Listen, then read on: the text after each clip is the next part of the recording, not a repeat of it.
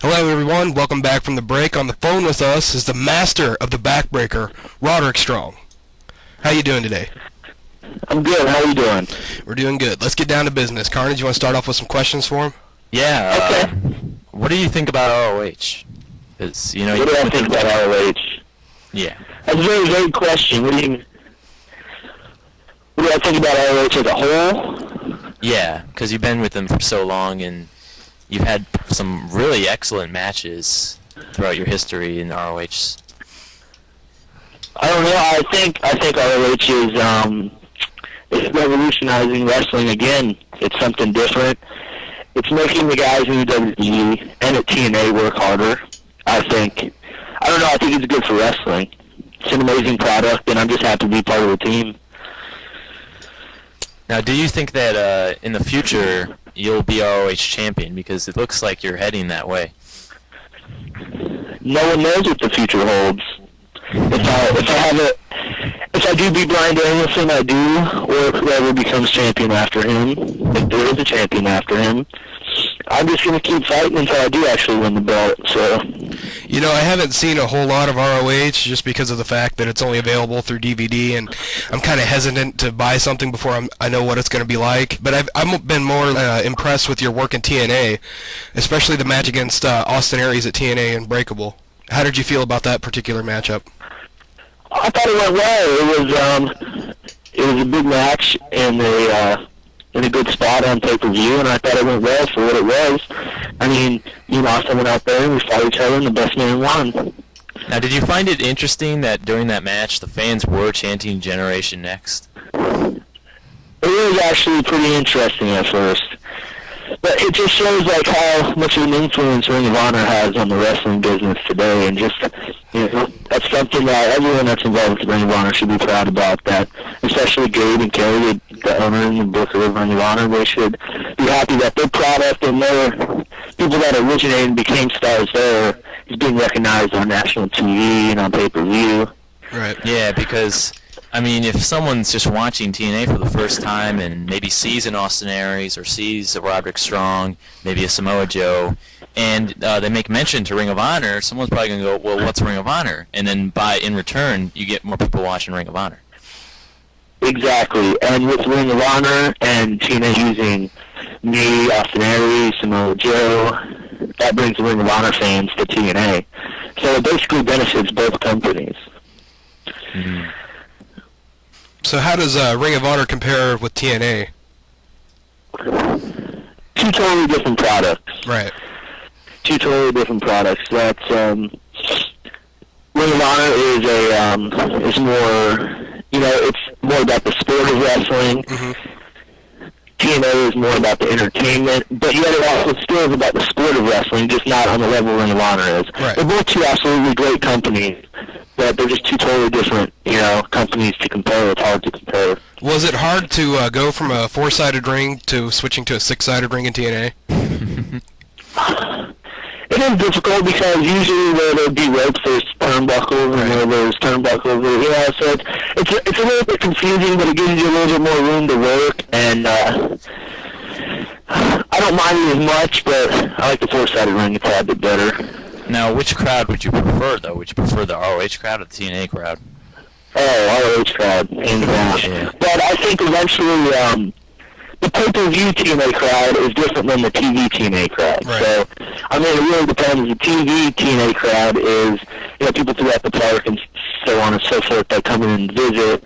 And the pay-per-view crowd are people that really want to be there, and especially this weekend, you know, people buying, you know, $60 tickets for the Fan Fest and for the pay-per-view.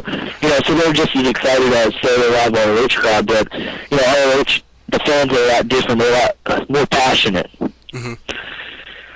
Speaking of Bound for Glory, you do have a match at Bound for Glory. Apparently it's going to be you against Alex Shelley, Sanjay Dutt, and Austin Aries in the X Division 4-way. Yes, I'm very eager. I've not wrestled Sanjay Dutt in a long time, and my matches with him basically what broke me out on the indies and got my name all over the place, so I'm excited. And I've wrestled Alex Shelley a bunch, and wrestled Austin, so it should be good, should be interesting. All right, well, let's start off with some questions about your career. What influenced you to become a professional wrestler? Actually, I started going around it when I was younger because my dad actually did it as like a hobby in Florida, and I started going around, and he was trained by Jim Neidhart, and Jim was like, hey, you want to give it a shot, and I was really young, but, I wrestled around, just, playing around as a kid, but I just instantly fell in love with it, just watching, like, the sport of it and how athletic you need to be, and just, I don't know, ever since then I've loved it, and after I graduated high school, I really started, pursuing it as hopefully a career one day, and I hope one day it can be my full-time career. Mm-hmm. Now, who were your favorite wrestlers growing up? Bret Hart, Owen Hart, the British Bulldog, David Boy Smith. As I've gotten older, Dynamite Kid has become my favorite of all time, though. Like, I appreciate, work rate and so on and so forth. He was just the hardest working wrestler I've ever seen. And guys like that. When I was younger, I was a big Hulk Hogan fan, though. I think everyone was. Yeah. So is my co-host. I'm huge on Hulk Hogan. Are there any wrestlers in particular that you try to emulate or pattern yourself after?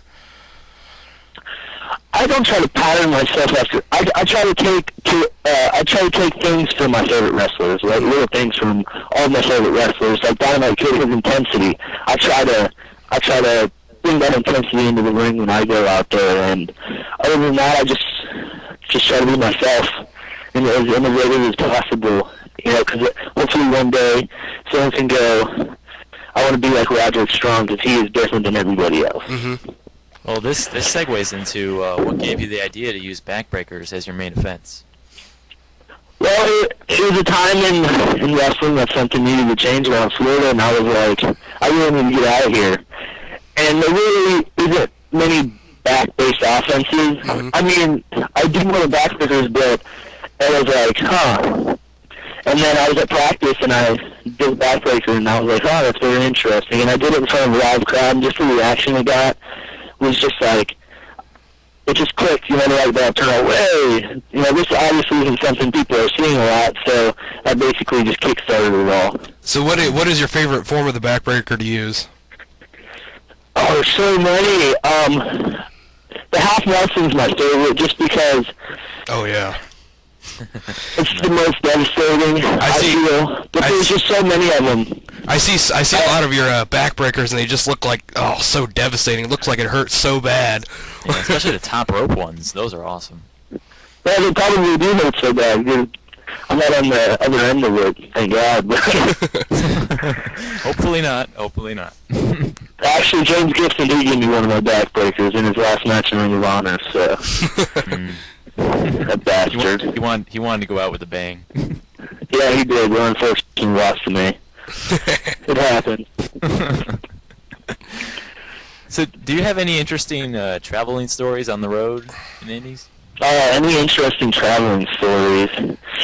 I'm pretty much a relaxed guy. I mean, I like to have a few drinks here and there, but there's really no crazy stories. Maybe one day I'll write a book like everyone else does. I'll have some interesting stories. I'll save those for then. Is there anybody you usually travel with when you do travel? Ring of Honor is just, we've become such a big family. It's like, it's just Ring of Honor. And then at TNA, I hang out with Samoa Joe and Austin Aries and Alex Shelley. It's just the same.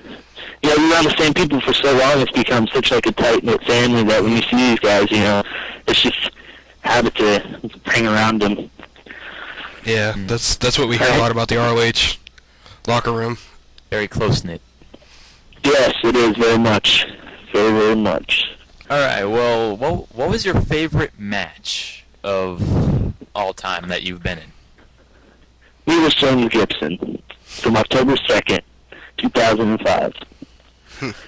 I kind of figured because that was a great match. It was his final match in ROH, and he decided to have it with you, which I would consider an honor. Oh, it was a huge honor, especially since he really was a mentor to me. So, ever since he came to Ring of Honor, he's basically just before every show he's worked with me, he's talked with me, watches my matches, he helps me out just to become a better performer. and that was the biggest honor I could possibly have, was to wrestle him on his last show before we went to the WWE. So it was very emotional, but it was definitely a hardest-fought match in my life. Speaking of wrestling wrestlers before they make it to the WWE, you had a match wrestling Matt Hardy before he made his return to the WWE. What are your thoughts on that match? So one more time, sorry, my phone. You had a match wrestling Matt Hardy before he made his return to the WWE, correct? Oh, yes, I did. What are your thoughts on that match? I thought it was good. It was definitely a lot different than I expected. Matt Hardy's great. He's definitely, he's very athletic and he brings a good fight. He expected something a little bit different since he's been in the WWE for so long, but he went out there and he busted his ass for the Ring of Honor fans, and he put up a good fight. And I was just lucky enough to have a match before we went back. It's always a learning experience, so I was just happy for that experience. So Ryan, do you want to move on to the fan questions, or? Let's take some questions from the fans. CZW Recall asks, what are your thoughts on the match you had with Samoa Joe from the 2004 IWA Mid-South Ted Petty Invitational show? Oh, my thoughts on that match. Oh, my God. I don't remember most of it. I got knocked silly, but it definitely was a match. It was a match that showed that I can strike and fight with the best of them. And it definitely it helped people notice me more as more than just a guy who does the backbreakers, just more physical and someone that can stand up next to Joe and go toe to toe. I mean, I'm nowhere near as tough as Joe, but it was an honor. I was nervous as hell. So it was just that was definitely the second hardest fight I've ever had in my life. Yeah, Samoa Joe does have quite a reputation as being a stiff worker. Oh yeah. It's a sport, what do you want? I mean, people can complain as much as they want, but it's a sport, and Samoa Joe is professional wrestling as much as people want to say it. It's the truth. He is definitely a different breed of animal. Suicidal Madmaster asks, what does the CX stand for in CX0203? It's just an inside joke from Florida that they did on IPW TV one time, and I just kept names for the moves because I'm terrible at that. So I was like, okay, there's the name of the moves right there. Crippler Crossface wants to know, what do you think of Cedric Strong? Cedric Strong. He's a good guy. He's doing his own thing. We had a nice little tag run down here in Florida, but it was what it was, and so, but he's a good guy, and he's working hard at college, and good luck to him in the future. Fate MF wants to know, if you enjoy your life as a professional wrestler, and is it what you expected, or better, or worse? Oh, how could it be worse? Right. I mean, this is the greatest experience in life. I mean, doing something I love and being able to meet new people. I mean, sometimes the business is rough and there's some politics involved, but it's a live and learn situation, and I appreciate that I'm in the position I am, just where I'm at this point, being so young, and just learning as much as I possibly can and enjoying every moment. Jack from InYourHeadOnline.com wants to know, where did you come up with the name Roderick Strong? Oh, it just fell into my lap. There we go. I got a few more questions related to the WWE. You were an opponent for the Kurt Angle Invitational on SmackDown. What was it like being in the ring with Kurt Angle? Oh, it was amazing. It was amazing, and he was definitely an intense athlete, and I hope possibly one day I'll have the chance to actually be in a real match with not a 3-minute time limit. Yeah, that would be awesome. Like maybe a 30-minute Angle Roderick Strong match. You never know. Hey, we'll go an hour. Doesn't matter. Moving back to some TNA questions, are you excited about being on Spike TV, getting some national exposure? Oh, yes.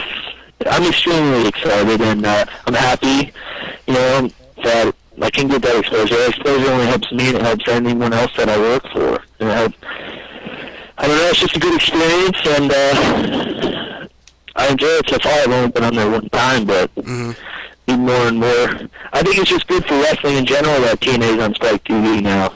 I'm excited to see where it goes. Yeah, on the debut of Impact, you faced AJ Styles in the opening bout. I wasn't exactly happy with the match. I mean, it was just basically a 5-minute squash, and I know you guys can put on a lot better matches than that. Yeah, it was what it was. Yeah.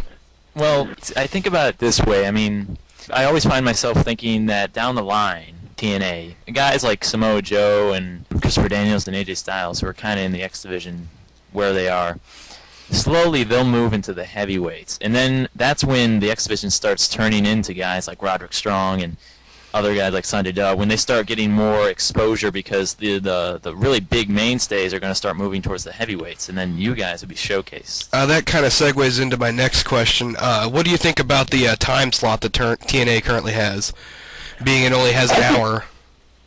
I think it's perfect for what they're for now.